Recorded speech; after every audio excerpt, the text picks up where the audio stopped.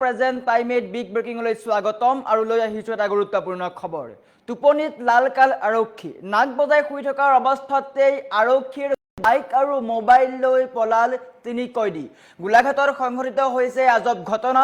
আৰক্ষী শুই থকাৰ অৱস্থাতেই তিনি কয়দীয়ে সুযোগ বুজি আৰক্ষীৰ এই বাইক আৰু মোবাইল লৈ পলাল আৰু তাৰ পিছতে এতিয়া গোলাঘাট আৰক্ষীৰ মাজত হাহাকাৰ পৰিৱেশৰ সৃষ্টি হৈছে।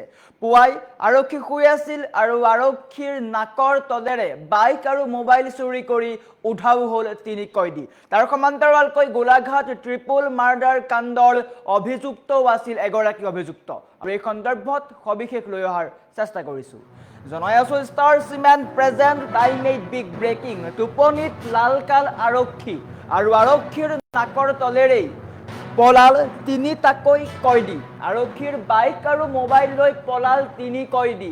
এটা দুটা নহয়, তিনিটাকৈ কয়দী এতিয়া আৰক্ষীৰ চকুৰ সন্মুখৰ পৰাই পলাল। গোলাঘাটৰ কুশল কোঁৱৰ চিকিৎসালয়ৰ পৰা পলাল তিনি কয়দী। গোলাঘাট অসামৰিক চিকিৎসালয়ৰ পৰা তিনি কয়দী পলাইছে। আৰক্ষী শুই থকাৰ সুযোগ লৈ আৰক্ষীৰে বাইকেৰে পলায়ন কৰিলে অভিযুক্তই। পলাতক 2023 চনৰ গোলাঘাট ট্ৰিপল মাৰ্ডাৰৰ মূল অভিযুক্ত নজিমুৰ ৰহমান। নজিমুৰ ৰহমান গোলাঘাট ট্ৰিপল মাৰ্ডাৰ কাণ্ডৰ অভিযুক্ত আছিল। নজিমুৰৰ সৈতে পলাল ৰূপম কলিতা আৰু অজয় গোৱালা নামৰ আন দুই অভিযুক্ত। পলাতক কয়দীকেইজনক বিচাৰি সমগ্ৰ জিলাজুৰি এতিয়া আৰক্ষীৰ তীব্ৰ অভিযান।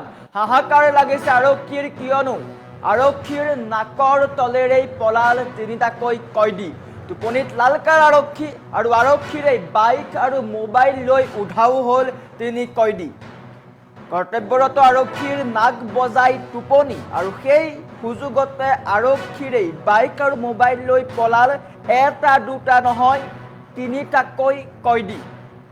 গোলাঘাটৰ শ্বহীদ কুশল কোঁৱৰ অসামৰিক চিকিৎসালয়ত সংঘটিত হৈছে এই আজব ঘটনা।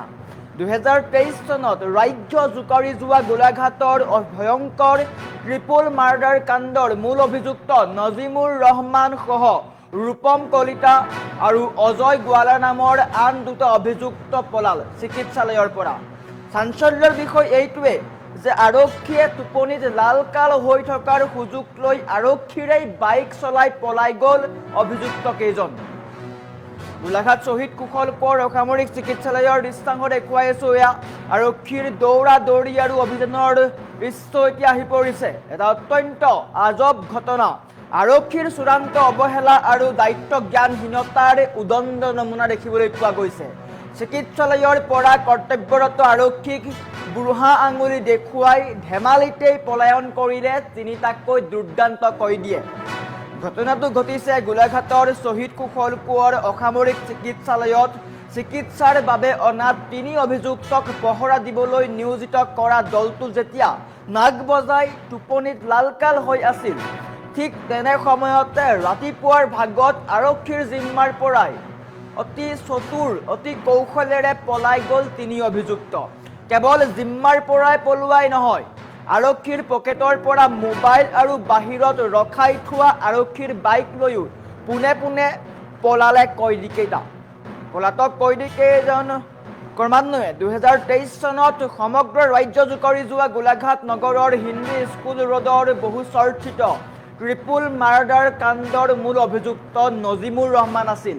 আন দুই কয়দী বিভিন্ন চোৰৰ লগত জড়িত, কিন্তু নজিবুৰ ৰহমান এক হত্যাকাৰী আছিল বা অভিযুক্ত আছিল তেওঁ। উল্লেখ্য যে এই নজিবুৰ ৰহমানেই 2023 চনত গোলাঘাট নগৰৰ একেটা পৰিয়ালৰে তিনিজন সদস্যক অতি নিৰ্মমভাৱে হত্যা কৰিছিল আৰু সমগ্ৰ ঘটনাই ৰাজ্য জোকাৰি গৈছিল।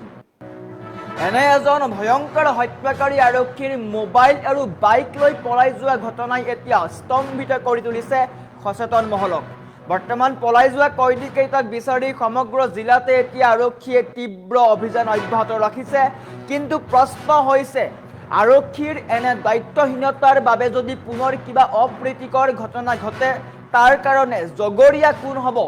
আৰক্ষীক শুবলৈ দায়িত্ব দিয়ে নেকি? আৰক্ষীয়ে শুবলৈ ডিউটি কৰে নেকি? ইয়াৰ এতিয়া প্ৰশ্ন উত্থাপন হৈছে, কিয়নো চিকিৎসালয়লৈ নিয়াৰ সময়ত তেওঁলোকৰ সৈতে থাকিব লাগিছিল আৰক্ষী, কিন্তু আৰক্ষীয়ে নাক বজাই শুই আছিল। টোপনিত লালকাল আৰক্ষী আৰু সেই সুযোগতেই আৰক্ষীৰ জেপৰ পৰা মোবাইল উলিয়াই চাবি উলিয়াই বাইক লৈ পলাই পত্ৰং দিলে তিনি গভাইত কয়দীয়ে। আৰু আটাইতকৈ ডাঙৰ কথা, এই তিনি কয়দীৰ ভিতৰত এগৰাকী হৈছে হত্যাকাণ্ডৰ অভিযুক্ত নজিবুৰ ৰহমান। গোলাঘাট হিন্দী স্কুল ৰোডৰ বহু চৰ্চিত চাঞ্চল্যকৰ শিহৰণকাৰী হত্যাকাণ্ড সকলোৰে মনত আছে। ট্ৰিপল মাৰ্ডাৰ কাণ্ডৰ অভিযুক্ত নজিবুৰ ৰহমান পলাই পত্ৰং দিছে। তাৰ সমান্তৰালকৈ দুগৰাকী বিভিন্ন চুৰ ডকাইতৰ ক্ষেত্ৰত জড়িত, সেই দুয়োগৰাকী পলাইছে। নজিবুৰৰ সৈতে ৰূপম কলিতা আৰু অজয় গোৱালা নামৰ দুই আন অভিযুক্তও পলাইছে। কিন্তু আটাইতকৈ এতিয়া গোলাঘাট আৰক্ষীৰ কাৰণে লাজৰ বিষয়, অত্যন্ত লাজৰ বিষয় বুলি ক'ব লাগিব, কিয়নো আৰক্ষীৰে বাইক লৈ পলাই পত্ৰং দিলে চোৰে। এটা অত্যন্ত গুৰুত্বপূৰ্ণ খবৰ, হাঁহি উঠা খবৰ। আৰক্ষীৰ নাকৰ তলৰ পৰাই আৰক্ষীৰে মোবাইল আৰু বাইক লৈ পলাই পত্ৰং দিলে তিনি কয়দীয়ে।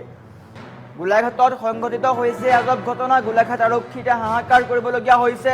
ক'ত বিচাৰিব, কি কৰিব এতিয়া বিচাৰি পোৱা নাই। কিন্তু আৰক্ষীৰ এনে কাণ্ডৰ কাৰণে এতিয়া কোন দায়ী হ'ব? দায়িত্ব জ্ঞানহীনতাৰ পৰিচয় দিছে নেকি গোলাঘাট আৰক্ষীয়ে? গোলাঘাট আৰক্ষীয়ে কাক দায়িত্ব দিছিল, সেই সময়ত কাক দায়িত্ব দিছিল সেয়া লক্ষণীয় হ'ব। কিন্তু তিনিটাকৈ কয়দী পলাই গৈছে, ইয়াতকৈ আৰু লাজৰ কথা হয়তো গোলাঘাট আৰক্ষীৰ কাৰণে হ'ব নোৱাৰে। এটা অত্যন্ত গুৰুত্বপূৰ্ণ খবৰ, জিম্মাৰ পৰাই পলোৱাই নহয়। কল্পনা কৰক, কেৱল মাত্ৰ জিম্মাৰ পৰাই পলোৱা নাই, আৰক্ষীৰ জেপত হাত ভৰাই মোবাইল লৈ গৈছে, জেপৰ পৰা বাইকৰ চাবি উলিয়াইছে আৰু বাহিৰৰ পৰা বাইক লৈ পলাই গৈছে। কি কৰি আছিল কৰ্তব্যৰত আৰক্ষীয়ে? তেওঁলোকক শুবলৈ দৰমহা দিয়া হৈছে নেকি? এতিয়া প্ৰশ্ন উত্থাপন কৰিব লাগিব।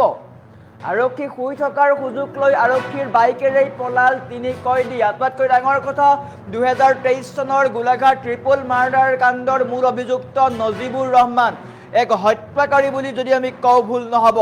অভিযুক্ত হত্যাকাৰীক বৰ্তমান তেওঁলোকে এৰি দিছে নেকি সেয়া লক্ষণীয় হ'ব, কিয়নো চিকিৎসালয়লৈ তেওঁলোকক চিকিৎসা বা স্বাস্থ্য পৰীক্ষাৰ কাৰণে লৈ অনা হৈছিল। আৰু সেই সময়তেই আৰক্ষীৰ নাকৰ তলৰ পৰাই পলাই গ'ল তিনি কয়দী। ইয়াতকৈ আৰু হয়তো গোলাঘাট আৰক্ষীৰ কাৰণে লাজৰ কথা হ'ব নোৱাৰে। যি গোলাঘাট আৰক্ষীয়ে তিনি কয়দীক সুৰক্ষা দিব নোৱাৰে, তেন্তে সেই আৰক্ষীয়ে বা সেই গোলাঘাট আৰক্ষীয়ে কেনেকৈ গোলাঘাটবাসীক সুৰক্ষা দিব? আৰক্ষীৰ হাতৰ পৰাই তিনি কয়দী পলায়ন এতিয়া কেনেকৈ গোলাঘাট আৰক্ষীয়ে ৰাইজক সজাগ কৰিব? গোলাঘাটবাসীয়ে কেনেকৈ গোলাঘাট আৰক্ষীক সুৰক্ষিত বুলি ভাবি ল'ব? আৰক্ষীয়ে এটা প্ৰশ্ন উত্থাপন কৰিব লাগিব, কিয়নো আৰক্ষীৰ নাকৰ তলৰ পৰাই পলাই গৈছে তিনিটাকৈ কয়দী। এটা হৈছে দুৰ্ধৰ্ষ মাৰ্ডাৰ কাণ্ডৰ, ট্ৰিপল মাৰ্ডাৰ কাণ্ডৰ মূল অভিযুক্ত। কিন্তু আটাইতকৈ ডাঙৰ খবৰ, আৰক্ষীয়ে এই ক্ষেত্ৰত একো কোৱা নাই। কিন্তু গোলাঘাট আৰক্ষীৰ কাৰণে এয়া হৈছে আটাইতকৈ লজ্জিত কাণ্ড।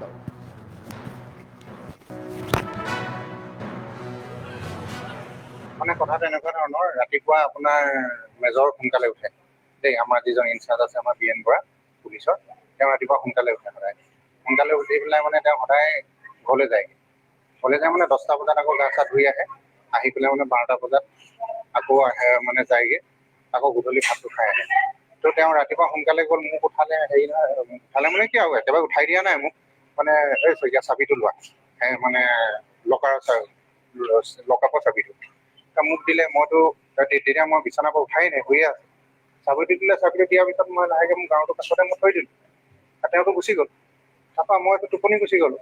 তাৰপিছত তেতিয়া আপোনাৰ 5:30মান হৈছে চাগে, তাৰ মই সাৰ পালোঁ। সাৰ পাই পেলাই মানে ইফালে ইফালে চাইছোঁ, মানুহ কোনো নাই বুলি কোৱাত লগালগ মই একদম এই তাতটোৰ পৰাও কোনো নাই, মইহে অকলে আছোঁ।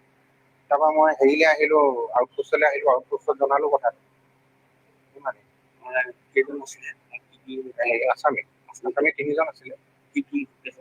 আপোনাৰ এইটো নাজিবুৰ ৰহমান আছিলে, এইটো কিবা মাৰ্ডাৰ কেছৰ।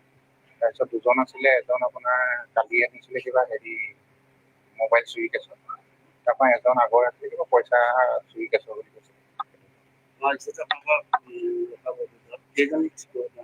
ডিউটি এনেই আমি মানুহ 3জন, পুলিচৰ এজন, আমি হোমগাৰ্ডৰ 2জন।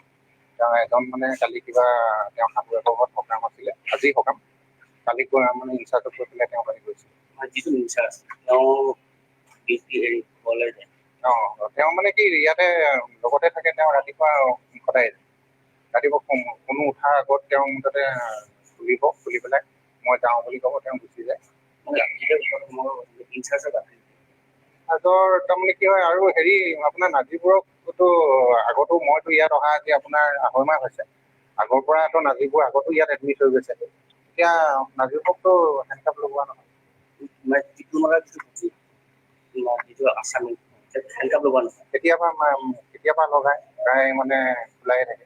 আজি এতিয়া ৰাতিপুৱা যেতিয়া মেজৰ ওলাই গৈছে, ওলাই যোৱাৰ পিছত মানে ভিতৰতো তাক ওলাই আছে, বাকী দুজনৰ এতিয়া সেইটো সুবিধাটো পালে।